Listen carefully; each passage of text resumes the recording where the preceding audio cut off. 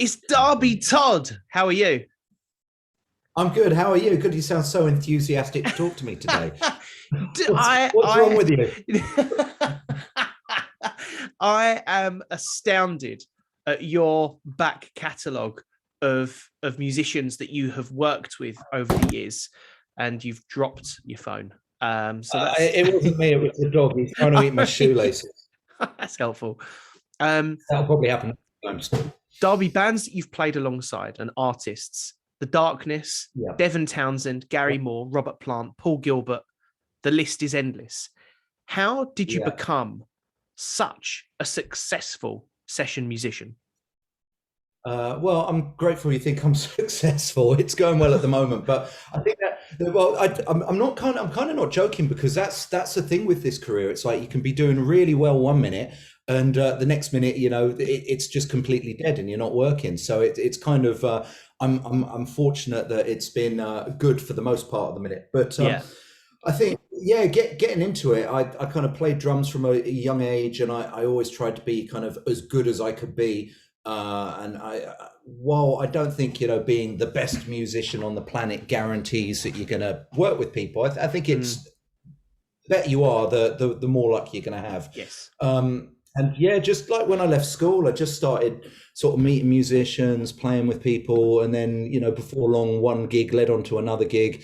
Normally starting at sort of in some shitty pub somewhere, and then you just happen to meet the right person that suddenly goes, "Oh, do you I've got a gig with Gary Moore next week. Do you want to do it?" And then suddenly it's like you've gone from playing a pub to suddenly something's happened. So Yeah. it's kind of you never know when that connection or the person that likes what you do, you're going to meet them in your life. So it's kind of, it could happen from anywhere. You're known best, Darby, for playing so many different genres of music. Having headlined Download with Devin Townsend a couple of weeks ago. Bloodstock. Sorry. I'm going to ask that one again. I'm so sorry. It's because I was talking to Patch last night, and he headlined Download. Sorry, I'll start again. Right, it's all good. I'm so sorry. So Darby, having played in so many different bands with so many different musicians and crossing so many different genres, having headlined Bloodstock just a couple of weeks ago with Devin Townsend, is metal your preferred genre of music? Not at all. Is it not? Not at all. Is it not? No. I never play metal until about the last year and a half. Wow. I love listening to my metal. Anything from Deftones to I can't think of any bands at the minute, but yeah, I love my metal music. It's always the way, isn't it? The second you start talking about stuff, but yeah, I never really got called to play it. My actual background was kind of a lot of jazz music and a lot of funk and fusion, and sort of rock as well, I guess you could say. But metal is something that kind of I fell into over the last 18 months and discovered I could actually do it. And I think actually not being an out and out metal drummer has meant I've kind of brought something slightly different to the people in that world that I'm actually playing with.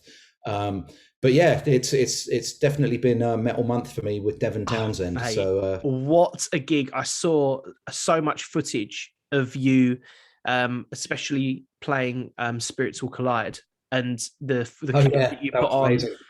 and just the stage presence was so dramatic. You had a choir, you had large animals join you on stage, and obviously Devin in himself is a huge presence. How did it feel being up there playing with somebody who is considered so iconic in the world of heavy music? I mean that to me is like one of the best things about being a session musician is when you actually get to play with the artist that has written some of these iconic songs and people that you really rate as a musician and an artist. And I mean, I first saw Devin when I was about 13 years old, singing with Steve Vai at Hammersmith Odeon. So it's kind of like all these years later to suddenly get the call from him and be playing with him is amazing. And actually that Spirits Will Collide clip that you talk about, like I knew there was a choir or some people coming out on stage. I knew there was going to be a bloke in a gorilla outfit and an elephant, and I just assumed it would be some tiny little plastic elephant that you got from the joke shop. Like Spinal Tap. Came out. Yeah, exactly. You know, like a 1.5 foot elephant. And this thing came out on stage, and it was absolutely like mind boggling. And Yeah. I think at one point I got a bit emotional because like we've all kind of had so much time off from doing massive shows like this. You know, it's like Yes. 30, 40,000 people. And I'm going, right, there's Devin Townsend. There's a bunch of people doing some other stuff I didn't expect. There's an elephant, and it was just, yeah, it was. I think that might have actually been the highlight of my live musical career to date. Wow. It's kind of crazy and on the outside silly as it seemed. It was, yeah, it was mad. It was really mad. It looked phenomenal. I know there's so much more to you than just having done that Bloodstock show, but That's what? my most recent thing, isn't it? Yeah, So it's, yeah. yeah. So how do you get into? And I know that you've said it's kind of about who you know, but I think enough people that are listening to this are they're musicians and they want to pursue a career, whether that's in their own band or as a session musician. And I know that you've said, luck's been on your side, but as David Jason said, Yeah. the harder you work, the luckier you got, right? How do you get Yeah, into exactly. bands like The Darkness? Again, going back to what I said earlier, it was a really random chain of events that got me that gig.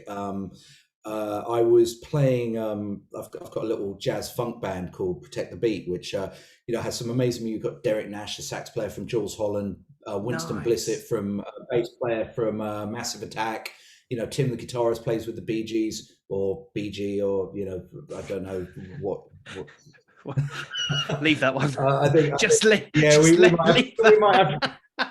I didn't mean it like that, right? That's one we might have to cut. No. With one of the remaining Gibb guys. That's what I'm trying to say. So we're kind of like all musicians that do stuff, and we get together just to sort of play random jazz music for a bit of fun. And I was playing a jazz festival in Marlborough, and there was this guy John who was a big fan of our band, and he'd always see us, and he was a cool guy, and we played at his little party and stuff. And he always used to say, "Oh yeah, I'm really good friends with Justin Hawkins," and I'm like, "Oh, okay, cool." He's like, "I'm going to tell Justin that he should get you in his next band." And you hear stuff like this so much. He's just like, oh, because everyone's got a celebrity mate, don't they? Somehow. Of course. And of course, month goes by, 2 months goes by, don't hear anything, you forget about it. And I think about 14 months later, I was just in my living room at home, and my phone went, just a random number, and someone just went, "Oh, is this Darby?" And I went, "Yeah." And he's like, "Oh, this is Justin." And I went, "Oh, singer Justin." And he went, "Yeah, that's right." And he's like, "I'm starting a band. Do you want to be in it?" And literally, Wow. I went around his house this morning and hung out for the afternoon. And I just said, so he played me some of the music, and this was like the start of Hot Leg. And I thought it was really cool. And I said, "So who else is in the band?" And he's like, "Well, it's me, you if you'll do it, and we've got to find some other people." And that was it. And that was it. And literally that's how the band started. And then I said, "Oh, I know a bass player that would be good," which was this guy, Sam Stokes, that I've been working in a rock band in LA. He was an English guy, but lived out in LA. So he flew back from LA and moved to London and joined the band. And then he recommended Pete Rinaldi, the guitar player. And then, suddenly I'm in Hot Leg. Hot Leg breaks up. And then, a couple of years later, Darkness are having drummer issues. So I'm in the band for a few months doing a load of festivals and stuff. So again, such a random link. And the point is, you might think, "Oh, yeah, you landed this gig by, hanging out in this rock bar in Soho, or meeting this guy from this rock band, whatever." But every metal or rock gig I've got just stems from the most random sort of place that you would never expect it to come from. So that's how I landed the work with Justin and the Darkness. That's amazing. When Mike Portnoy left Dream Theater, there was a big documentary about drummer auditions, and one of the guys who went for it was Thomas Lang, who I'm convinced is not human. But I used to study with Thomas Lang for years. I used to go around his house and he's probably responsible for most of the stupid stuff that I actually do. I was going to say, he kind of on film very openly said, "I've been a session drummer for years. I'm now a drummer without a band." Do you ever feel that way, that there's, are all of your creative boxes being ticked by being the guy that answers the phone and turns up to shows, but not having perhaps the amount of creative input that you would if you were a band member? Yeah, that's a really good question. I like that question. So Thanks. no, that's good. Trust me, I've done a few interviews recently, and sometimes you get asked good questions. Sometimes you're just like, that shit. Why are you asking me that? So I appreciate a good question. So when everyone's growing up, you always kind of go, oh, I want to be a rock star. I want to be an AC/DC or Metallica. And I was in a couple of bands growing up, but I never massively had that thought in my head, because I saw a lot of bands that would get successful and be like, yeah, and I'm sure you see this, with the work you've done on radio. You see a band that's like band of the year, and then suddenly they just disappear into obscurity and nothing happens. Yes. And quite often you see those musicians, and suddenly they're working in your local Primark or something, because they're not able to get in another band, and I never wanted to do that. So I think that's why I always kind of spread myself that far, so that I could do loads of other things. And that does tick all my creative boxes, because I do think if I was stuck doing the same thing and I couldn't do anything else, I think mentally I might be a little bit sort of not feeling like I'm doing what I want to achieve musically. But saying that, when we had the first day of rehearsals with Justin Hawkins for Hot Leg, we were on a break and my phone went, and it was Gary Moore. And because I played a few sort of individual shows with Gary, and he was like, my drummer's not working out. Do you want to come and do the tour? It's this amount of time, blah, blah, blah. And I'm going, right, here I am. I'm in rehearsals with Justin Hawkins. Gary Moore's on the phone. It's like really surreal. God, I sound like the world's biggest name dropper, don't I? But it's all right. We like it. We like it. It's true. And then, but anyway, so I said, look, Gary, can I phone you tomorrow? Because I'm in the middle of rehearsal. He's like, yeah, it's fine. So I thought about it for the night, and I was like, well, a tour with Gary Moore is pretty cool. But I was like, if I'm ever going to have success as a member of a band, chances are it's going to be with someone, that's just sold 5 million records. And while the Darkness were kind of out of favor at that point, it was still, a cool thing. They were still, it's that band. And I just went, you know what? This is going to be my chance of, sort of making it in a band. So that was the one instance where I'm going to turn down the session work. Wow. Because I think also at that point, I was a bit younger, and it's like, do I want to be a sideman, or do I actually want to be a part of something? And I think being part of something sort of fulfilled my need for the moment. For that time, and that was what you needed. Yeah. So cool. But then, saying that, like now my main gig that I do is Martin Barr from Jethro Tull. And but before we there's another name for you. You can call this the name dropping interview or something. It's all right. It's all right. But we were on a world tour before the pandemic hit, and we were in Chile in South America. And even though I guess you could call me a sideman for that, it's such a main thing that I've been doing for the last 3 years. So I am almost a band. I am a band member of that. Sure. But unfortunately, it doesn't stop me doing other things when I'm at home, which is good. I think what I'm trying to say is that if I was in a band and I wasn't allowed to play with other people and get other musical outlets, I'd be unhappy. But as long as I can kind of do other things when I'm home and I'm not sort of stifled, that's cool. Who is the most like a member of Spinal Tap that you have worked with? Who has done something where you have gone, fucking hell, that is Nigel Tufnell all over, or that is such a Derek Smalls like incident? Yeah. I think I ask because you would have had so much experience, maybe even more experience than somebody in a quote band, but you have worked with so many people, so many genres, and so many different calibers of musicians. So I'm wondering, what's been the biggest Spinal Tap moment of your career? Oh God, I wish you'd asked me that question before the interview so I could think of the things I can say that are like not repeatable. Oh God, that's such a good question, and my head is mush at the minute. Have you ever got lost backstage? I got lost in Serbia. Actually, did. It was with the Darkness actually. We were doing what's it called, like Belgrade Calling Festival or something. It was us, Ozzy Osbourne, Faith No More, that sort of rock festival. Like pretty cool lineup. And so we've gone to do it. It's one of those things where like, oh, if you get to the festival site before 11 a.m, you can actually do a sound check. Thanks. So let's actually go do a sound check, because non sound check gigs always an absolute nightmare. So we did the gig, and like I remembered that driving from the hotel to the gig was about 1.5 minutes. So I was like, oh, I'm going to walk back. I feel like some exercise. And I must have made a wrong turn, because 2.5 hours later, I was lost in a council estate, which looked like it was out of Call of Duty 2. That's amazing. I mean, I'm sure it was a safe. Actually, I don't know if it was a safe area, but let's just say I was slightly worried. Yeah, it's like 2.5 hours before I get back, and I didn't have. I had an iPhone, but I didn't have data in Serbia, so I couldn't like use Google Maps or anything. No one spoke any English, so maybe that was my Spinal Tap moment.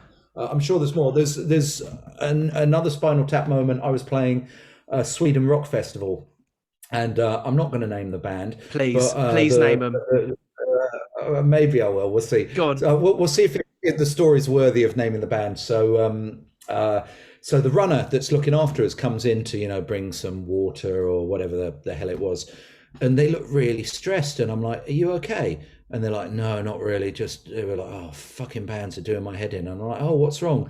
And they said, "This one particular band, we gave them white towels, which every other band in the festival had, and they refused to go on stage unless they got black towels." Oh my! Tell me the name of the band now, because look. You've got to tell. You can't tell. That's an amazing story. I have to know who it was. Okay, so this is what the runner told me. So I'm not saying this is true. This is just what the stressful runner told me. So I'm admonishing myself of any responsibility or fallout from this comment. And the funny thing is, I actually play with the guitarist that used to be in that band now. Okay. It's Europe. Wow! Oh my god! Wow. That's what. Although I do know Ian, the drummer from Europe, because I play with Kee Marcello, the old guitarist from that band, and he's a lovely guy. So there's that. I do have another good story. Go on, go, do it. Okay, so we should have just turned this whole interview into like rock and roll stories. This one's not quite so rock and roll. I was in Ritz rehearsal studio. God, I'm going to drop myself in the shit for all of this. Go on, please do. I was in Ritz rehearsal. Thanks. Yeah, it's all right for you. You're not the one spouting it out. I was in Ritz rehearsal studio, and I can't even remember who I was rehearsing with, but it was a studio that I love to rehearse at in Putney. And there was you got a lot of big bands, like you might see Deep Purple there, or whoever. Everyone went there, and I saw some crew out in the courtyard where kind of everyone would hang out and have a drink and just sit in the sun.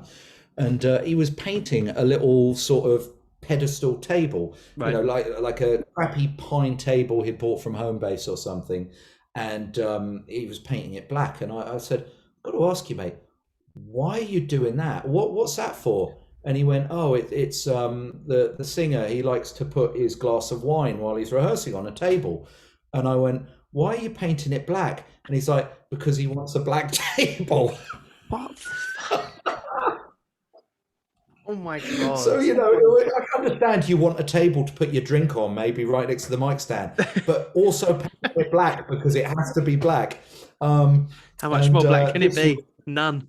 Yeah, none more black by the time it was done. And I mean, this was a very, very massive rock star as well. So should I name this person? Yeah, do you want to hazard a guess? English singer. An English singer. Of which sort of? Had a massive hit, but but more 80s than modern day. Oh my! I mean, there are so many. I've kind of put you off by saying it's rock and roll because it's not. He had a hit about a woman that was in a certain color. the lady in Red. Was it actually?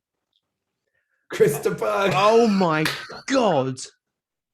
Yeah. That is amazing. You need to write a book. You need to write a book and just drop everyone in the fucking shit and just it'd be so funny.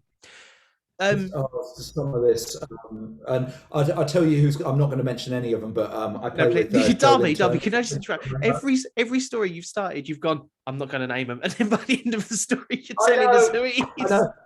Right, I'm that guy. If you get to know me better, I'm that guy that if you kind of go, oh, we shouldn't do that, and then you go, you do that, I'll be funny. I'll go, nah, and then you go, yeah, all right. That's me.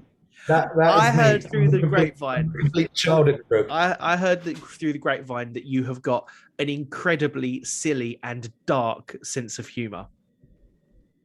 Yeah, it can be dark, but very politically correct dark, I might add. Yes. Yeah. No, I like to have fun. I like to get my job done, but I think it's important that you kind of you have a laugh and you enjoy what you're doing. And it's funny because I come home from tour and my wife kind of she used to give me 24 hours to calm down. I'd be away for a month in America, yeah, and she'd go, right, you've got 24 hours to stop swearing quite so much and acting like a child. And then that got upgraded to 48 hours, and then we did, and then we did one of those Rock Legends cruises in Florida, which was Cruise to the Edge. It wasn't. It was called Rock Legends. I'm doing Cruise to the Edge in May though, so that'll be fun. I'm coming with you. It's all the same thing. It's just different bands, all the same bands. And it's like old school bands like 38 Special, Roger Daltrey, Skid Row, all those sort of bands. And so my wife was like, I love 38 Special. They're my favorite band. I'm coming on the cruise with you. So she flew out to Florida with us and came on the boat with us for a week or however long it was. Now I get 2 weeks to sort myself out because she fully understands what goes on. And she was equally bad. She said she was like back at work in the office and occasionally was just like something was slightly slipping that she shouldn't say. So she kind of gets it, how we all become children when we're on the road. That's incredible. That's amazing. I am told that I have a habit of making grown men act like they're 16 again. Mate, that is the best way to be. Just got sort of touching back on to the music and the artists that you've worked with. Well, I want to know what it was like working with Robert Plant, because we spoke about Devin Townsend earlier being sort of iconic in the world of metal, but Robert Plant is probably one of the last surviving real rock legends. For sure. So I play with a guy called Rick Parfitt Jr. and we do a lot of shows, and he tends to end up on bills where we then get asked to back other artists as well. It's been from like famous West End singers through to Robert Plant. So that's how the Robert Plant thing came about. So we ended up playing about 6 songs with him, I think, that we had to learn. And I've got to say, playing the whole of Whole Lot of Love and Rock and Roll with Robert Plant, and like seeing Robert machine gunning the audience with his mic stand at the end of the show during my drum solo was just life changing. It was good. But Robert was, what a lovely man. Yes. Like, what a lovely guy. Here's some musicians he doesn't know. We've turned up, we've learned his material, we sat down on a table, had dinner with him, and I cannot say a bad word about him at all. Full of interesting stories, not shy about telling us about stuff about the past. Could still sing. Yeah, he was amazing. And then the annoying thing was, a couple of years later on a Martin Barr gig, we'd done some electric shows, and Martin had one acoustic show that was in between 2 electric shows. And I was like, I can't be bothered to hang out and listen to you play your acoustic guitars. I'm going to piss off back to London for a night and just chill out. And then Robert Plant came down to that and hung out with the band, because obviously Robert and Martin know each other because they're both from Birmingham. But yeah, Robert was amazing. I've honestly, of all the people that I've got to play with, none of them are dicks. They've all been really cool. I play with Huey Lewis. I got to play The Power of Love with Huey Lewis. Wow, he was a lovely bloke. He was amazing. in fact, that gig we did there, it was a big charity event. Bill Murray was at that as well, and he got up and sung. Tika Torres was playing drums as well. From Bon Jovi. It was amazing. Where does it go? Where does it go next, Darby? Like you're at the peak. I mean, some people might see this as the peak. I am at the peak. No, I'm actually, like, all joking aside. Yeah, I never stop working at my instrument. Like as soon as this interview's done, I'm gonna nip out around the corner for a quick coffee with a friend. Then I'm gonna go to my studio. I've got some recording to do for someone. Then I'm gonna try and practice for a couple of hours. Always work. If I have a few days where for some reason life's got in the way and I can't go play my drums, like, I'm miserable. It's I'm guilty as well. I have to do it. So I think while things are good at the moment, who knows what's around the corner? Yes. So hopefully some more will come out of what I've done. It's like when the pandemic started and I decided, rather than let it get the better of me and sit around sort of being miserable, I decided to finally make my album. I just started. Yeah, and I started. Have I sent you a copy of that yet? No, you haven't, but I'll take one. Yeah, I'll give you one. Oh, cheers. That's all right. But I was like, originally I was like, I'm just going to knock a few songs up with a couple of friends, and it'll be done in a week, and it'll be fine. And then I saw it's like anything, when you want to do something properly, you kind of go, oh, that's a bit boring. Why don't I phone some friends I've been on tour with, or why don't I phone some people? So suddenly, I phoned Kee Marcello from Europe, Justin from The Darkness, Pear from Meshuggah. I'm like, do you want to be on my album? And they're all like, yes. Wow. So suddenly I've got this album that, it's got all the Don Airey from Deep Purple and Bumblefoot from Guns N' Roses from Sons of Apollos on it, Jesus. And you talk about like meeting people and stuff. So I did a festival towards the end of 2019 in Poland with someone, and Bumblefoot was on the bill as well. Nice. Ron Tull.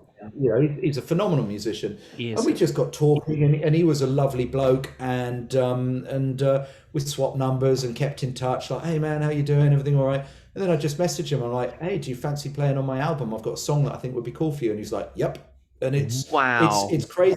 Getting one of those guys. Getting one of those guys that's it. Job done.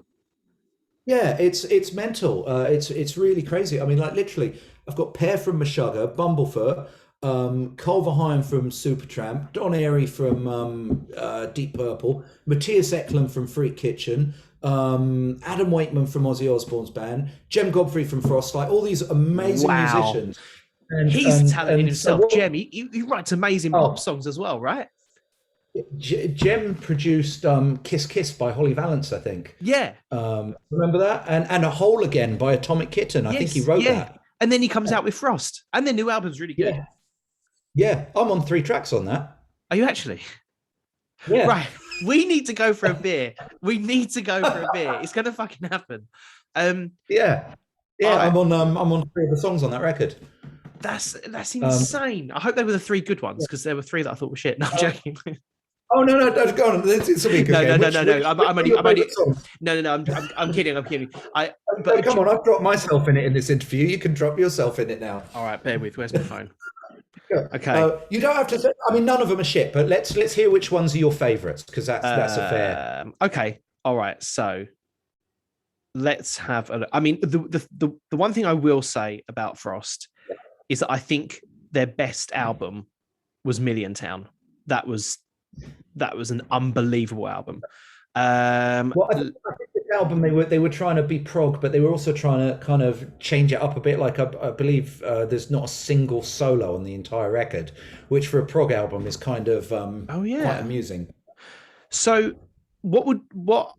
okay, so let's see. My favourite song on the album I'm not on. Go on. Is which one? My favourite song that I'm not on is the Boy That Stood Still, or The Boy That Did Something. Okay. I really like that, but that's not me. So my least favourite, I'll only say one. My least favourite, being totally honest, was Terrestrial. No, that's me. No. Do you mean least favourite drumming or least favourite song? My least favourite song. Oh God! But it's good to be honest. No, that's cool. No, listen, that's the great thing about music is you can like stuff and not like stuff. Yeah, you could. That is me, though. Oh, dude. Oh no, I feel terrible. No, But in fairness, I have said that your performing and your playing you're like one of the most versatile drummers, right? Thanks, man. You're like, you go from sounding like Vital Information and Yellow Jackets to, fucking Black Sabbath. Two bands I actually love. Yeah, me too. Bands that I really like. Me too. Yeah. I went to Ronnie Scott's with a friend of mine who sadly passed away. His name's Reg. He was a blind keyboard player and he played for Lenny Kravitz. So Wow. me and Reg were sitting at the table, and watching somebody blind get into music, it's better than watching the band itself, because there's no inhibitions. They're not worried, about what they're doing, and it was amazing. And afterwards, the whole band queued up to shake Reggie's hand because they could see how much he enjoyed the show. That's a little irrelevant Yellow Jacket story, but that's cool though. It just shows it's amazing. I mean, I'm always amazed when you get blind people that can play the arse off an instrument. It's like, it's difficult enough as it is learning something good, but not even being able to see what you're doing, like, especially if, say, a keyboard. I mean, there's so many things to hit. It's it's amazing. And then you get deaf people that seem to be able to play music as well, which is insanely amazing. But this is nothing on the fact that you still haven't named your other favorite songs on the new Frost album. Darby, fuck off. I don't want to get in any more trouble. No, go on. What's your favorite song? What's one of your favorite songs from the album? Let's go. Probably Kill the Orchestra. Yes, that's me. Sorry, I got so excited. My camera fell off the computer. That's me. You've knocked your phone. You've knocked your computer down. You're now extremely zoomed in on your face. I know. I'm just getting so excited now by the fact that you like the song that I'm. What is next for you? Where can people firstly find out about you, and when will you be playing live? Because you're an amazing drummer. From myself being a drummer, I've watched and I've like studied your work. I spent my whole teenage years on drummerworld.com when everybody else was on Pornhub. That was like that's Drummerworld was like my home away from home. And you're playing. Jokes aside, you're an incredibly versatile drummer, and the stuff that you did with Devin was off the fucking chain. So if people wanted to buy your album, if they wanted to find you and see you live, how can they do that? Well, I guess my website, darbytodd.com, darbytodd.com is like kind of a good place. Or just, Facebook or Instagram or any of that social media crap that we all hate but have to do. Stupid. God, my face is really zoomed in, isn't it? What have I done? Hold on. Let me see if I can fix this. No one wants to see that. No, that's okay. That's fine. But yeah, so any of the regular social media, but definitely for my album, the darbytodd.com thing will be the place to go. What else was I going to say to you? Just sorry, I'm changing the subject again, but just going back to Jem Godfrey. He's the most amazing musician that I think I've discovered recently, and I wish I'd met him years ago. He's just scary talent. I would love to. I'm gonna try and get him on the show to just see to pick his brains. I'll text him right after we finish. Yes, thank you. You never know. Maybe Frost will do a live gig, and maybe I might be on it. Hopefully not playing terrestrial. Yeah, as long as you only play stuff off Milliontown, it's fine. It's a good album. I'm not gonna retract that comment. Thank you so much for joining me. It's been so cool to hang out. Mate.